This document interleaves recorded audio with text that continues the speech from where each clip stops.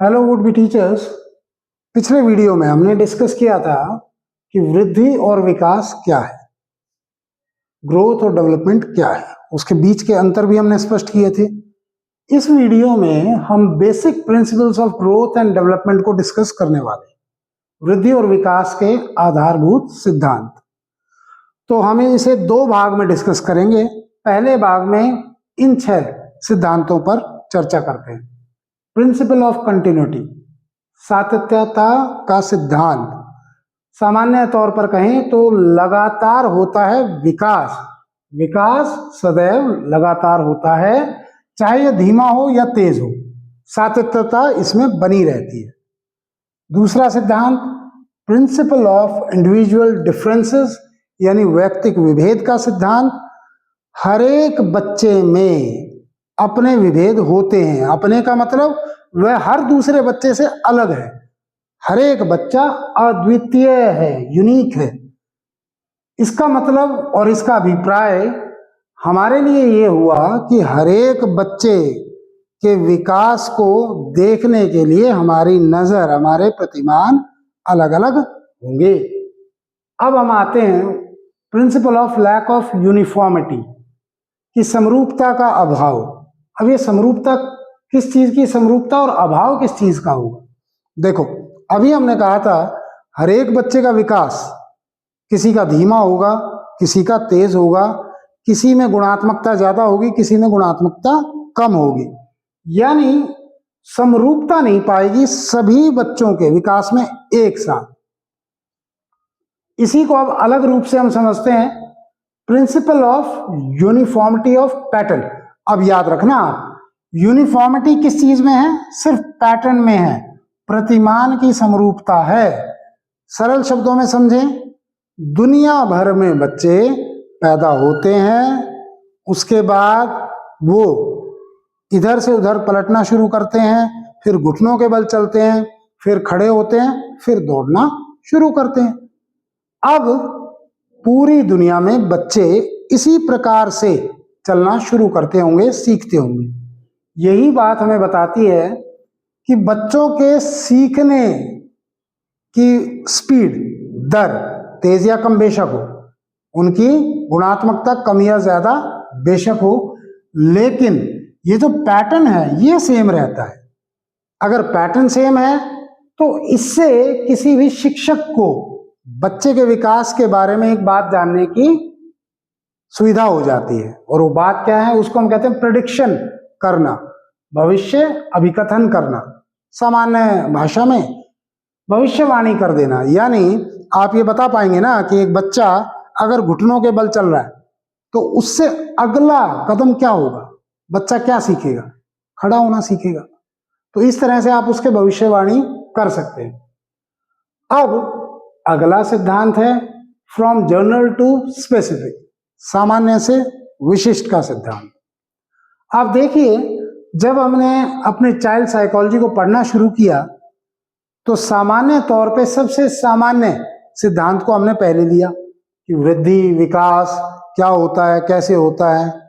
उसके बाद हम आ रहे हैं कि वृद्धि और विकास के आधारभूत सिद्धांत क्या होंगे। तो यानी पहले सामान्य चीज पढ़ना, सामान्य से विशिष्ट की ओर जाना। सरल सी बात है, किसी बच्चे को अगर आप शरीर के बारे में बताना चाहते होंगे तो क्या शुरुआत में ही आप ये कहना शुरू करेंगे कि दिल कैसे काम करता है, हृदय कैसे काम करता है, रक्त परिसंचरण कैसे होता है? नहीं, आप पहले बताएंगे शरीर, यानी ये सारे अंगों की पहचान।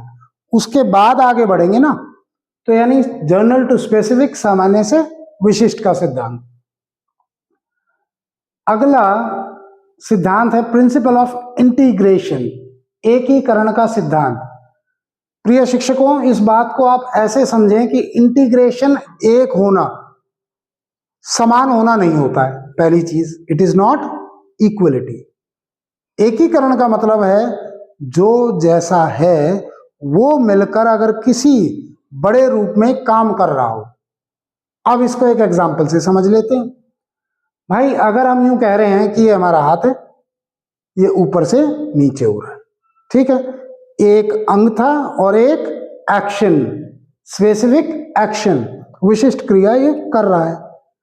अब जब हम यूं कहेंगे कि हमें भोजन करना है, तो इस हाथ से रोटी के टुकड़े तोड़ना, सब्जी पर लगाना, उठाना, मुंह तक लाना, मुंह में दांत हैं, जीभ है, चबाना, फिर उसको निगलना और पचाना, यानी एक सामान्य एक्शन हुआ पूरा। कौन सा? भोजन करने का। तो विशिष्ट कई क्रियाएं होती हैं जो मिलकर एक सामान्य क्रिया बनाती है। और जैसे जैसे एक बच्चा बड़ा होता जाता है, अधिकतर विशिष्ट क्रियाएं मिलकर एक सामान्य क्रिया बनाती हैं, और फिर आगे से आगे बढ़कर विशिष्ट क्रियाएं, सामान्य क्रियाएं मिलकर उसके और विकास को सुनिश्चित करती हैं। उदाहरण दे देता हूं। स्टेप रेस है, उसमें एक बच्चे को कूदना है, फिर भागना है, कूदना है, फिर भागना है। अब आप ध्यान दो, उसके दिल की धड़कन, क्योंकि रक्त परिसंचरण करना है, खून पहुंचाना है, उसके हाथों के एक्शन, उसकी बुद्धि, कहां दौड़ना है, कितना दौड़ना है, यानी दिशा की सोच, कदमों की स्पीड कितनी होगी, कितनी तेज वो भागेगा, कितना धीमा होना, कितना उछलना है। तो यानी बहुत सारी विशिष्ट क्रियाएं एक साथ मिलकर एक जनरल एक्शन परफॉर्म कर रही हैं, सामान्य क्रिया कर रही हैं। विकास इसी तरह से होता है। तो वृद्धि और विकास के आधारभूत सिद्धांतों में हमने 6 सिद्धांत पढ़े। अगले पार्ट में हम बाकी 6 सिद्धांत और पढ़ने वाले हैं। एक बार इसको रिकैप कर लेते हैं। प्रिंसिपल ऑफ कंटिन्यूटी, सातत्यता का सिद्धांत, विकास लगातार होता है। प्रिंसिपल ऑफ इंडिविजुअल डिफरेंसेस, व्यक्तिक विभेद का सिद्धांत, यानी प्रत्येक बच्चा अद्वितीय है, अपने आप में यूनिक है, उसके विकास को आपको यानी शिक्षक को अलग रूप से ही देखना है।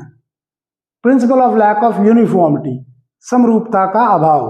अभी जैसे हमने व्यक्तिक विभेद की बात की थी, यही बात हमने की। हर एक बच्चे का विकास अलग अलग गति से होता है, अलग अलग गुणात्मकता उसमें होती है।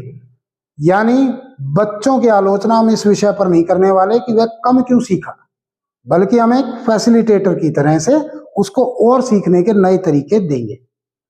आगे आता है फ्रॉम जनरल टू स्पेसिफिक।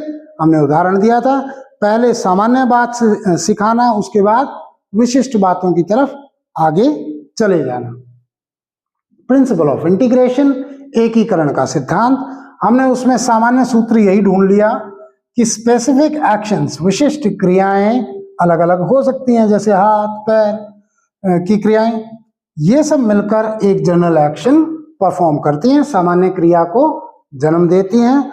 और विकास का मतलब हुआ जब विशिष्ट क्रियाएं, सामान्य क्रियाएं और ज्यादा आगे मिलकर कोऑर्डिनेशन में काम करती चली जाएं।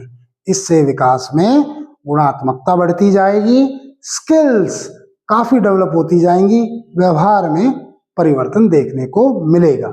हमने विकास के लिए ऐसे ही तो बात की है, स्किल्स और बिहेवियर, आपके कौशल और आपका व्यवहार, इन दोनों में परिवर्तन होना। तो 6 सिद्धांत अभी हमने डिस्कस किए हैं। इससे अगले 6 सिद्धांत हम नेक्स्ट वीडियो में करते हैं। Best of luck.